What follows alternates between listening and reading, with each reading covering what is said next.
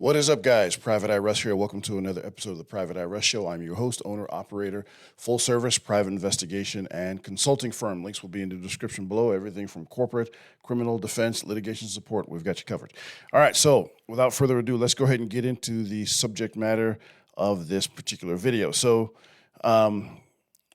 throughout the ages, what winds up happening is we wound up, deifying royal family members a lot. And, I remember when Princess Di was alive, people followed her 24/7. Like if she passed gas, they were like smell experts trying to decipher what it smelled like. It was crazy. Now, she was a very lovely lady, had a very enigmatic smile, and gone way too early. So let's go ahead and look into the exact opposite. She actually seemed like a very gracious lady. Let's go ahead and look into the exact opposite case right here. This is an allegation, of course. He has not had his day in court yet, but let's go ahead and look at the the Prince of Norway, a gentleman named Marius Borg Høiby. Well, let's go ahead and get into this, and we're going to react to this. Fair use. Good morning, everyone. My name is Alexandra, and welcome to a special episode of Royal Daily News. Before we begin, I'd like to warn you that the subject matter in this video is very, very sensitive. And I will also be using code words because the YouTube gods decided that there are certain words on YouTube that you cannot use without getting into serious trouble. Yep. So let's begin. Marius Borg Høiby. 1 year and 15 days after Mr. Marius Borg Høiby was involved in a violent incident at his then-girlfriend's apartment in the residential district of Frogner in Oslo on Sunday, August 4th, the Norwegian state prosecutor, Mr. Sturla Henriksbu, held a press conference this afternoon to announce criminal indictments against Mr. Marius Borg Høiby. Last June 2025, the Norwegian police concluded their investigation against Mr. Marius Borg Høiby and forwarded the case to the State Attorney General's office, which has concluded that there are grounds for criminal prosecution. Mr. Henriksbu began his press conference by stating that Mr. Borg Høiby is, quote, charged with 4R, an abuse in close relationships against a former partner. Against another former partner, he is charged with several acts of violence, breach of peace, damage, and violation of a restraining order. He is also charged with having filmed the genitals of a number of women without their knowledge or consent. End quote. Overall, Mr. Borg Høiby has been indicted on 32 counts. They include the following: 4R of 4 different women, abuse. 4R is GRAPE. I'm going to use code also as well too. 32 charges, 32 felonies. He's son of the princess, the crown princess of Norway. And so here's the thing. This has been kind of an ongoing thing that's been developing for a while. I actually am still friends with several guys I worked with in the past that do a lot of protection work in Europe, Eastern Europe. Some even worked in Russia and other places beyond, obviously also in the Middle East, North Africa, South America, all over the place. So it's like a big network. And guys will sometimes compare notes. And this young man has a reputation for being a violent guy. Now, again, that's just speculation. No one has witnessed anything. Just we're going on hearsay. And now he's being charged. So here's something that strikes out at me. Years ago, royal family members, especially in Europe, somebody would be able to keep this quiet. There'd be payoffs, that sort of thing. But nowadays, in the surveillance age, there are cameras everywhere. In some cities, like say the city of London, the most surveilled city on the planet. There are literally cameras everywhere. I don't know how criminals in London expect to get away with some of the broad daylight stuff they do, or even at nighttime, where they're assaulting people right in the middle of the street. You're going to get caught because they can literally trace your steps back, step by step, as long as you stay within the city of London. Even then, if you leave, all the freeways and highways, they're all surveilled with plate readers and everything else. Unfortunately, this is just the way things are nowadays. We live in a surveillance age. But now, this young man, whereas maybe 20, 30, 40 years ago, he could have gotten away with this for a very long time unless he did something really egregious in public, which that's already pretty egregious, but I'm talking about out in the open where people could actually see him. And so he's actually being charged with 32 felonies, including hard R, GRAPE. Let's go ahead and look at his face. Let's go ahead and let this keep going first. Close relationships against a former partner. Mr. Borg-Hoiby is charged with several acts of violence, breach of peace, damage, and violation of a restraining order against another former partner. Illegal filming of a number of women where he allegedly filmed their genitals without their knowledge or consent. Death threats, harassment of the police, and traffic violations. According to Mr. Henriksbø, all 4 R that Mr. Borg-Hoiby is accused of are described as, quote, bedroom Rs, end quote. The first R took place in 2018, the second in 2023, the third in March 2024, and the fourth in November 2024. Mr. Henriksbø said that he found it disturbing that after Mr. Borg-Hoiby's arrest on Sunday, August 4th, and in September 2024, that he committed another criminal act of R in November 2024. Mr. Henriksbø noted that extensive video material from Mr. Borg-Hoiby's phone played a major role in... All right. With his black bunny rabbit. Man. Like, okay, guys. All right. Is it just me? Doesn't he look like a young James Bond villain? Like, he's a Norwegian prince, all the money in the world. Like, look at his face, man. He just looks like a dude that's he just got that douchebag. I got more money than you. I'm better than you. Look. Not saying he's guilty. I'm saying he's going to have his day in court. That's not what I'm saying. I'm not assigning guilt. I'm just saying he kind of like in the picture with the bunny rabbit. That's just, I don't know, man. The visuals are just kind of all right, you know what? I'm not going to try to, a little bit unusual. Let's just put it that way. Let's call it that way. You guys let me know what you think of this picture. Links in the description. Oh, while you're here, please hit like, subscribe, share if you enjoyed this video and some of the breakdowns I do. Anyway, fair use. Let's keep going. The investigation. Quote, he filmed several of the Rs. End quote. Mr. Henriksbø confirmed that several cases were dropped due to the expiration of the statute of limitations or lack of evidence. Quote, this includes the case against his former partner, Julian Snikestad. End quote. Yeah, he definitely got James Bond villain vibes, man. Like, he just does. He just does not look like a pleasant young man. Again, not saying he's guilty. He just looks like an unpleasant guy. I'm sorry. Let's keep going for fair use. Mr. Borg-Hoiby has previously pleaded not guilty to R. At this time, Mr. Borg-Hoiby has yet to release a statement via his new criminal defense attorney, Ms. Ellen Ondenes. The trial against Mr. Marius Borg-Hoiby will begin in mid-January 2026 and is expected to last 6 weeks. If found guilty, Mr. Marius Borg-Hoiby, the son of Her Royal Highness Crown Princess Mette-Marit of Norway and the stepson of His Royal Highness Crown Prince Haakon of Norway, the future King of Norway, could face up to a maximum of 10 years in prison.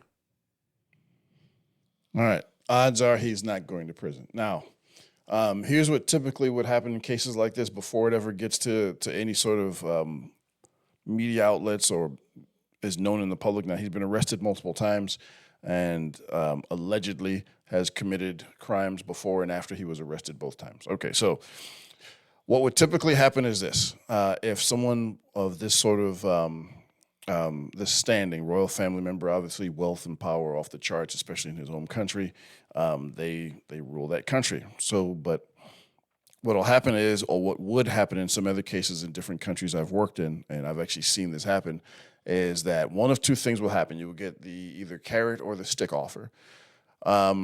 Most places wouldn't even bring it make it publicly known. But nowadays, it's kind of hard to keep things hidden. So you typically go with the carrot. The carrot is, hey, young lady, we understand he may or may not have done this. We'd like to keep this out of the news. Here's a big pile of money.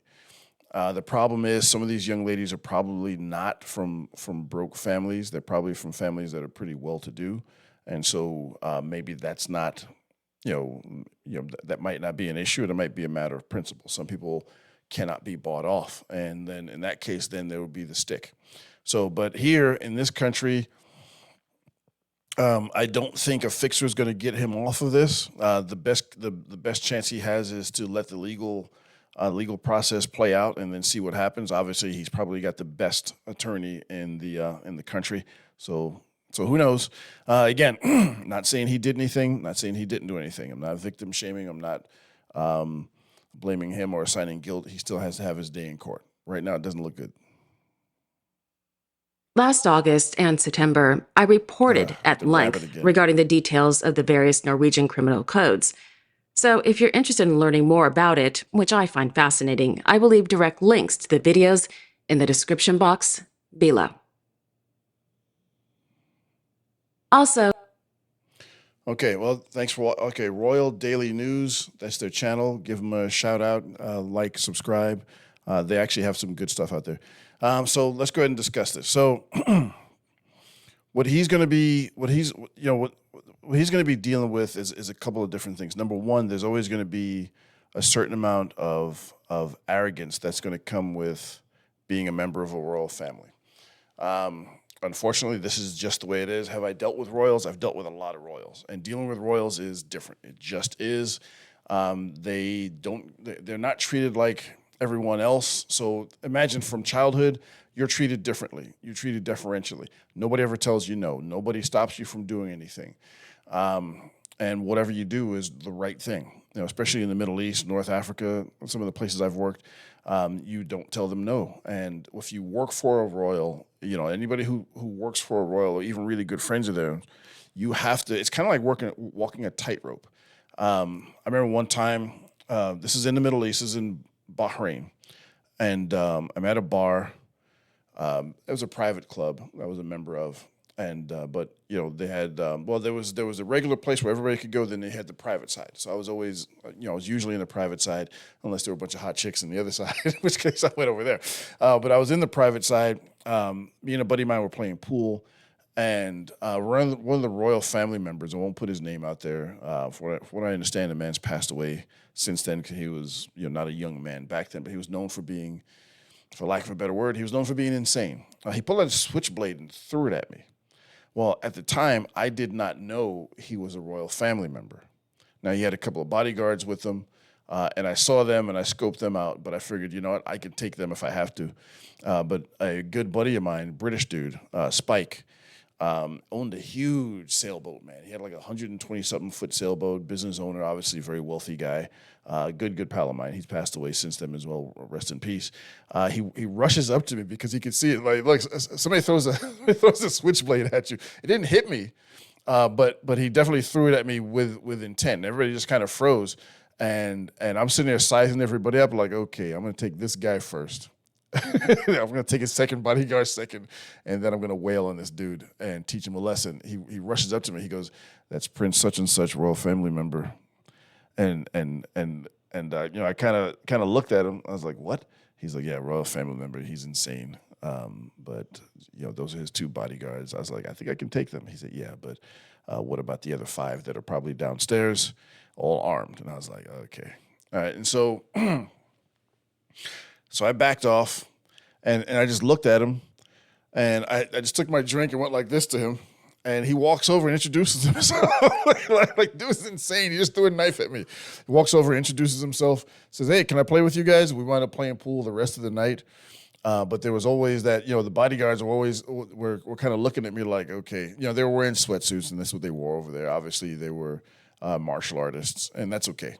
I was still pretty sure I could take them, both of them. But this is how tenuous things are when you're dealing with royal family members. They can be sometimes somewhat unpredictable. You have to understand, no matter what, you could be their best friend. You are still not them. You're still not like them. You're still not one of them, and you always have to keep that in mind. And you can never get too comfortable and feel like you can, kind of, push the boundaries, as it were, because it just won't be tolerated. And if you are their good friend and you live over there, I've seen them throw their own friends in prison. I've seen them have their own friends beaten up. Money confiscated, houses confiscated, family thrown out in the street. It's just one of those things where you've got to be really, really careful. So this guy, Mr. Marius Borg Hoiby, I don't know why his middle name Borg, but I guess Norway, whatever. He's from what I understand, he's grown up kind of a spoiled brat, and when you go through life and you don't have things that correct you. Okay, I'll give you a good example. Men grow up understanding that, okay, if I walk up to this big tough dude and put my hands on him or kick him in the shins, like say for instance, I walk up to, I'm not a weak guy by any stretch of the imagination. I can fight and I can defend myself, which are two different things, obviously. And I roll up to John Jones and I spit in John Jones' face and stomp on his toe, the one that he broke. What's going to happen? I'll try. But however, John Jones is going to whoop my backside in epic fashion. I'm going to get my behind whooped. But you learn this as a young man that you shouldn't go pick on people. There's certain things you shouldn't do. You learn through consequence, and those are some of the rougher lessons. Like you don't stick your finger in the light socket, you don't touch the stove, and all the rest of these things. And so, Mr. Borg Hoiby never really got those lessons. Your family can tell you all they want, but I know from experience that royal members of royal families don't really raise their children. They're raised by the maid, the butler, their tutors, their teachers, their nannies. That's who actually raises these kids, and those people are all servants when you're talking about royal family members. So they don't really have any authority over these kids, or that grew up they grew up into adults. So it'll be interesting to see what happens. I'm going to keep my eye on this particular case. It struck my eye just because I'd heard about the guy before, and it's always unfortunate. Look, I don't, how I am with false accusations. I don't know if this is real. Don't know if it's not. The courts will have their say. He'll have his day in court.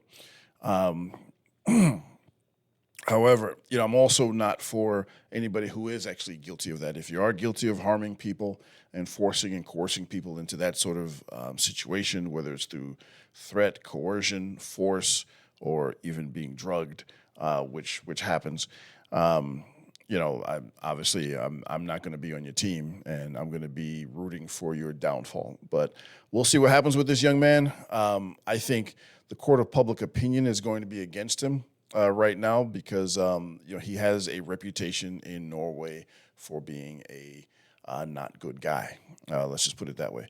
So anyways, your boy Private Eye Russ, let me know what you guys think. You guys think he did it? You think he's innocent? You think he's guilty? You think he looks like a future James Bond villain? And and also too, guys, I'm wearing you can't see it, not really, but I'm wearing a 3-piece suit today, man. Look at the 3-piece suit. What do you know about that? What? Right? So look at the stuff I put up with for you guys, man. Because it's, even though the AC is set to 74, it's still warm in this 3-piece suit, and I've got to go to jail later. But that's a whole nother mission altogether. I will talk to you guys in the next one. Oh, before I go, if you have found any enjoyment or value, please hit like, subscribe, share, comment, and stay in that comment section. Join the Discord. Links will be in the description below. I'll talk to you guys later.